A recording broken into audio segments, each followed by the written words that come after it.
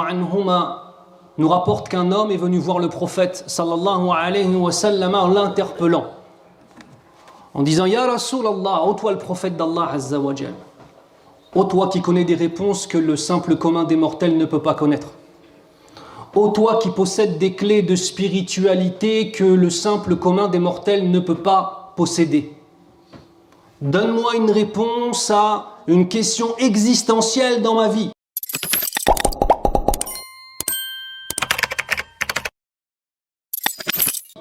Voilà le contexte. Quelles sont les personnes les plus aimées d'Allah? Et quelles sont les actions les plus aimées d'Allah? Regardez le type de question qu'elle se pose. Le prophète sallallahu alayhi wa sallam a de lui répondre dans le sens: les gens les plus aimés d'Allah sont les plus utiles aux autres. Et l'action la plus aimée d'Allah est le fait de faire rentrer de la joie dans le cœur du musulman. Allahu Akbar. Regardez la pertinence des questions qu'il posait. Et vous savez, le type de question et ce que l'on pose comme question amène forcément un type de réponse. Si le type de question est un type de question qui nous enferme toujours dans la technicité de l'islam, eh bien les réponses que les savants nous donneront seront toujours dans la catégorie de la technicité de l'islam, qui est extrêmement importante et qui est une base, qui est un contexte dans lequel nous allons pouvoir exprimer notre spiritualité, notre relation à Allah Azza wa Jal. Mais là, le type de question qui est posée, c'est une question qui va servir à tout le monde jusqu'au jour du jugement. Première question que je pose, mes frères. Est-ce que le type de questions qu'on pose aux imams et aux savants sont des questions qui vont servir à tout le monde jusqu'au jour du jugement si les gens en avaient connaissance? Ou allons-nous rester dans la, non pas la bassesse, mais en tout cas dans la dimension simplement de nos existences au jour le jour à pratiquer l'islam et non pas à vivre l'islam? Qu'Allah nous préserve de cela, ya Rabbal Alamin. Qu'Allah nous préserve d'être des pratiquants de l'islam. Qu'Allah fasse que nous vivions comme des musulmans, ya Rabbal Alamin. Et non pas simplement que l'on pratique l'islam comme un amas de codes que l'on applique, un amas de paroles qui ressemble parfois dans la bouche de certains à des formules magiques, alors que ce sont des invocations, comme un amas de déplacements à des moments spécifiques, de mouvements spécifiques à une heure spécifique, alors qu'à l'intérieur, c'est mort. Telle une forêt qui a été dévastée par un incendie des péchés. Qu'Allah nous préserve, ya Rabbal Alamin. Autre élément qui est marquant dans ce hadith, c'est dans la question et dans la réponse ce qui est utilisé. Le prophète sallallahu alayhi wa sallam utilise ce qu'on appelle en arabe ism tafdil et que l'on traduit en français par un superlatif, le plus. Le sahabi ne demande pas simplement, radiyallahu anhu, quelles sont les personnes aimées d'Allah. Non, parce qu'il a de l'ambition. Et ça c'est une problématique. Quand on n'a pas d'ambition dans son dîn. Wallah mes frères, si on pose la question aux gens, combien tu aimerais gagner par mois? Il va dire 7 000, 8 000 euros. Qu'est-ce que tu aimerais posséder comme voiture ou comme maison? Il va te dire une Lamborghini et une maison Hala dans plusieurs pays différents, y compris la France. Il a des ambitions. Tu parles avec nos jeunes qui font des études, ils ont des ambitions. Tu trouves des gens qui sont médecins, ils ont des ambitions. D'autres qui sont des entrepreneurs, mashallah, qui ont été responsables, même s'ils n'ont pas beaucoup de diplômes, ils ont des ambitions. C'est bien, mais ça c'est dans le dunya. Mais on n'a pas d'ambition, mes frères. Khalas, on nsalli. Salli al-jumu'ah. Salli salawat al-khams, mashallah, ça y est, khalas. Eux, ils n'étaient pas dans cette optique. Ils étaient dans une optique d'ambition. Ils veulent al-firdaus al-a'la. Allahumma ja'alna minhum, ya Rabbal Alamin. Qu'Allah fasse de nous des hommes et des femmes qui désirent al-firdaus al-a'la, le plus haut degré du paradis. Faya'tuna bi asbab dukhul al-jannah wa darajat al-firdaus al-a'la, ya Rabbal Alamin. Et que donc on vienne avec les actions qui correspondent et les intentions et la connaissance qui correspondent au plus haut degré du paradis, ya Rabbal Alamin. Ici, on a deux dimensions dans la réponse du prophète sallallahu alayhi wa sallam. On a une première réponse qui est liée à l'essence même de ta personne. Parce que si tu es aimé auprès d'Allah, cela devient une caractéristique de ta personne. Attendez, il faut qu'on s'arrête 2 minutes là-dessus. Si Allah t'aime, cela devient une caractéristique de la personne que tu es. Et c'est cette première caractéristique qui va apparaître au jour du jugement. au-delà de tes capacités mentales, intellectuelles, physiques ou ce que tu veux, au-delà même du nombre de tes adorations, la première des choses qui va ressortir, c'est que tu es aimé d'Allah Azza wa Jal. Allahumma ja'alna minhum. Mais regardez, on n'est pas simplement dans un tamanni, on n'est pas simplement dans une espérance, ah je veux être aimé d'Allah. Qu'est-ce qui vient de Nabi sallallahu alayhi wa sallam directement? Anfa'uhum linnas. C'est les plus utiles aux autres. Pour être utile aux autres, il faut des actions ou pas? La réponse est positive. Pour être utile aux autres, il faut se mélanger aux gens, patienter sur les défauts des gens, leur apporter, incha'Allah, de la lumière. Et on verra le type de lumière qu'on peut apporter à nos frères et sœurs, incha'Allah ta'ala. Puis par la suite, Nabi sallallahu alayhi wa sallam va nous donner quelque chose de très simple à appliquer dans les actions. Très simple à comprendre. Faire rentrer la joie dans le cœur de son frère. Et si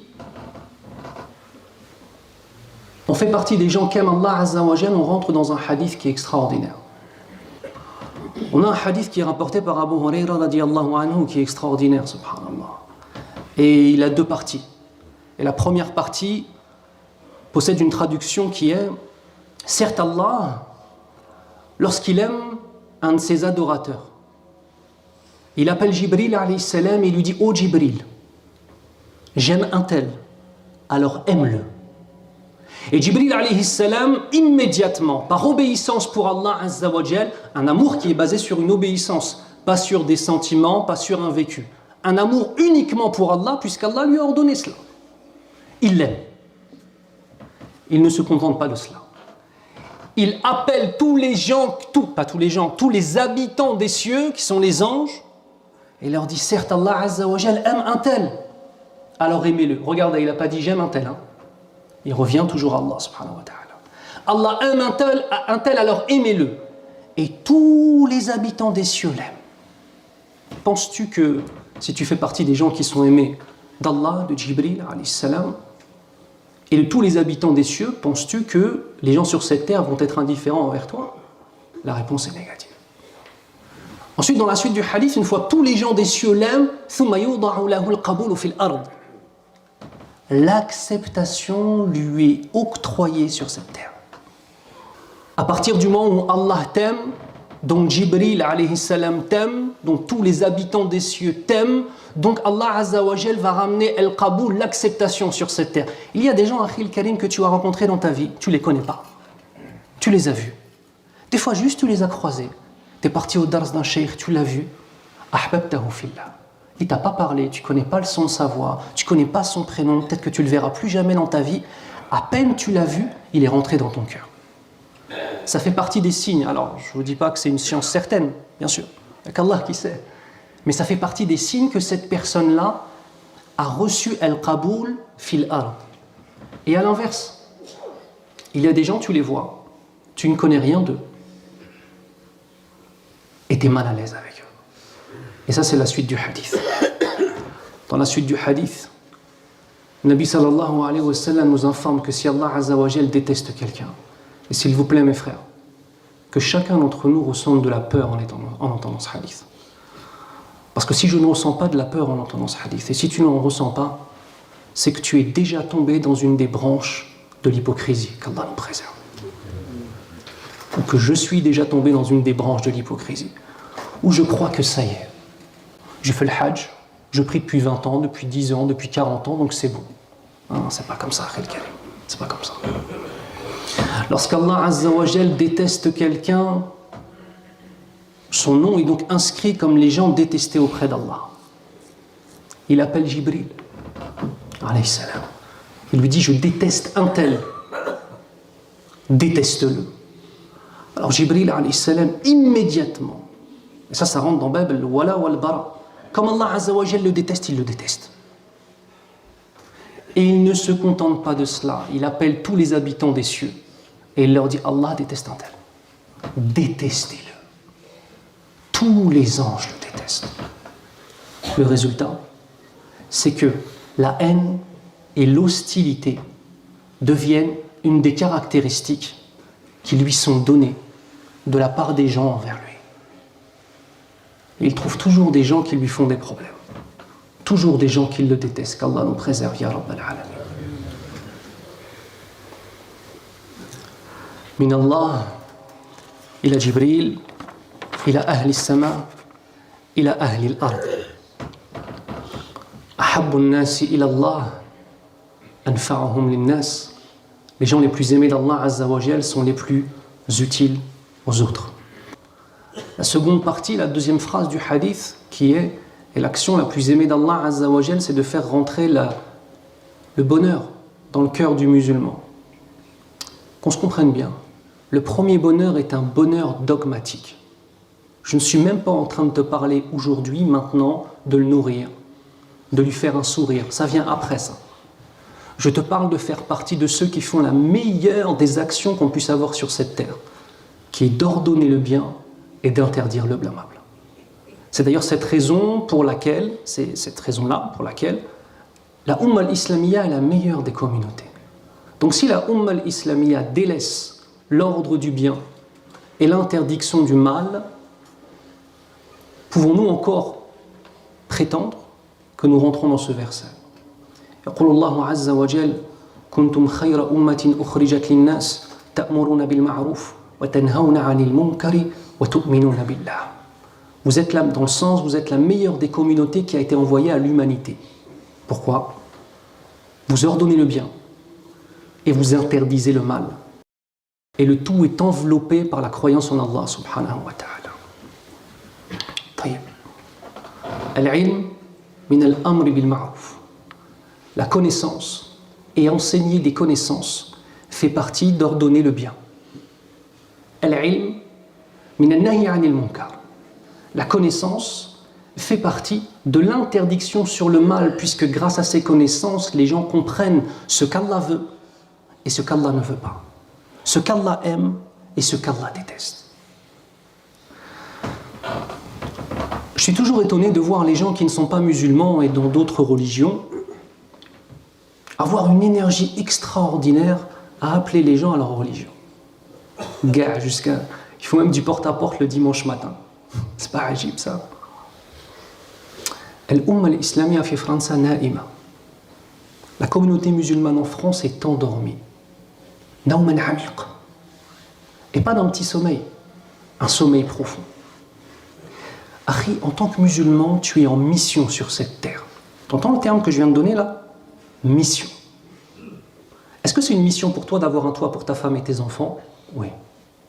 Est-ce que c'est une mission pour toi de rapporter de la nourriture le soir pour que ta femme et tes enfants soient nourris? Oui. Mais n'oublie pas la première des missions pour laquelle Allah Azza wa Jal nous a envoyés ici. C'est répandre le message de l'islam.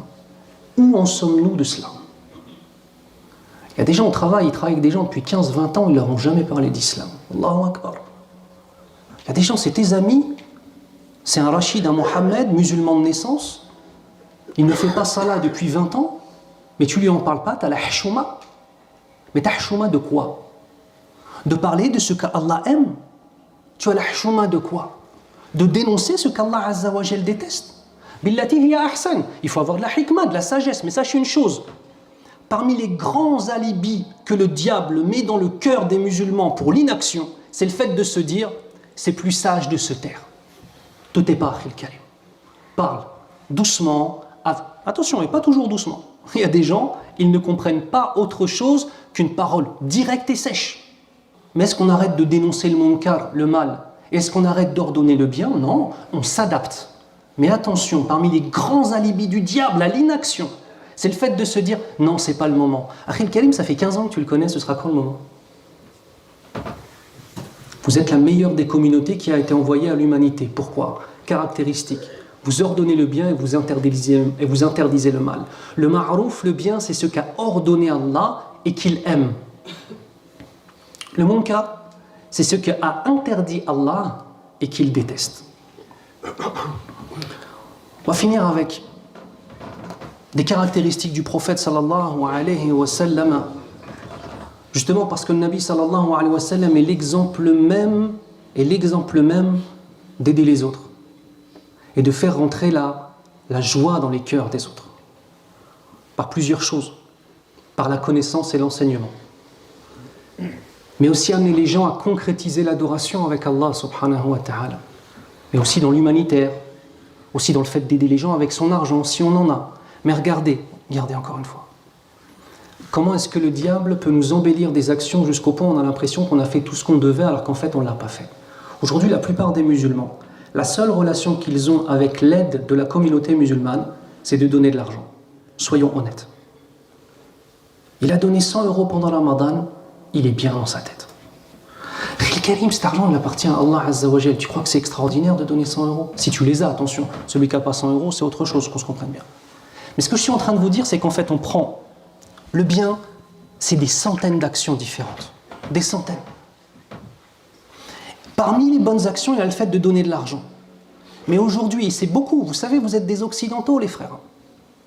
Profondément, la communauté musulmane, tu peux être né au bled, tu peux être resté 40 ans au bled. À partir du moment où tu as le sentiment ou l'illusion que d'aider la communauté musulmane, c'est juste de donner un petit peu d'argent par-ci, par-là, on est rentré dans un schéma purement occidental. Le schéma africain, le schéma moyen-oriental, et de façon plus globale, le schéma musulman, c'est l'implication avec les gens avant toute chose. Le présentiel, être là avec les gens, aider de ses mains. Mais on donne des alibis. J'ai donné 100 €, c'est bon, j'ai fait ce que je devais faire, je rentre dans le hadith, Inch'Allah. Non, tu as fait 1/100 du hadith.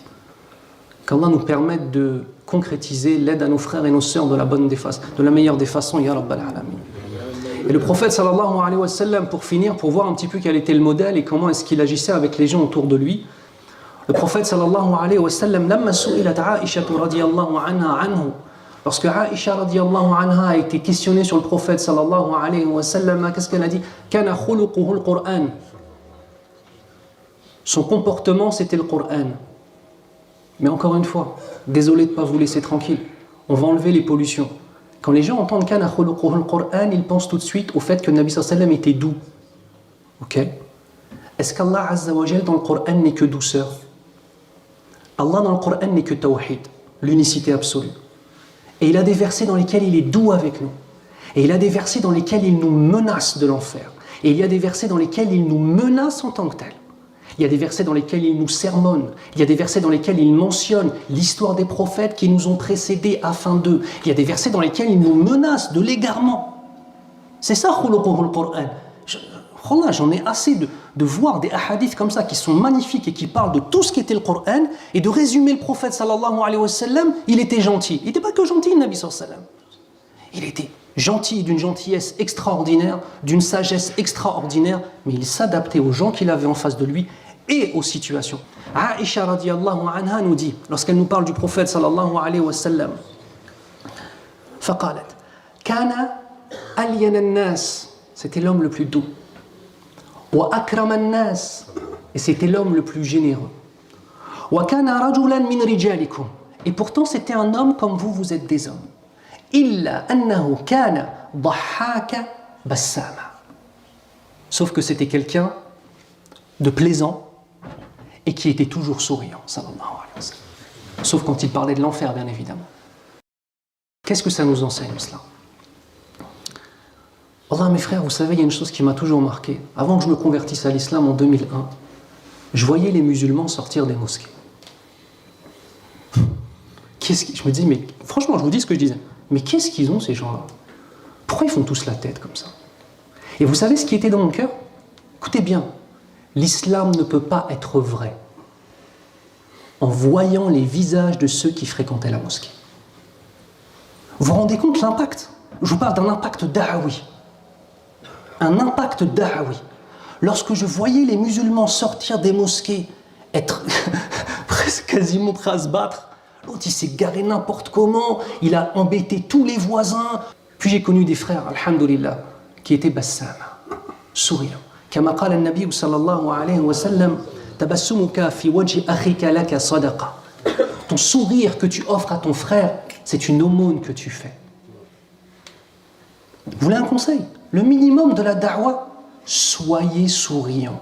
Vous avez été choisis par Allah Azza wa Jal parmi 7 milliards de personnes pour être des musulmans. Allahu Akbar. اختارك الله سبحانه وتعالى كمسلم كعبد كمصلي كطالب العلم ربما. Allah Azza wa Jal parmi les 7 milliards de personnes, il t'a choisi toi pour être un homme qui se prosterne pour lui. Mais tu ne devrais pas avoir le sourire sans arrêt. Ah, des problèmes de vie, je ne dis pas le contraire. Problèmes de famille, de travail, d'argent, je ne dis pas le contraire. لِيَبْلُوَكُمْ أَيُّكُمْ أَحْسَنُ عَمَلًا, afin de vous éprouver et de faire ressortir de vous les meilleures des actions. Voilà la réalité.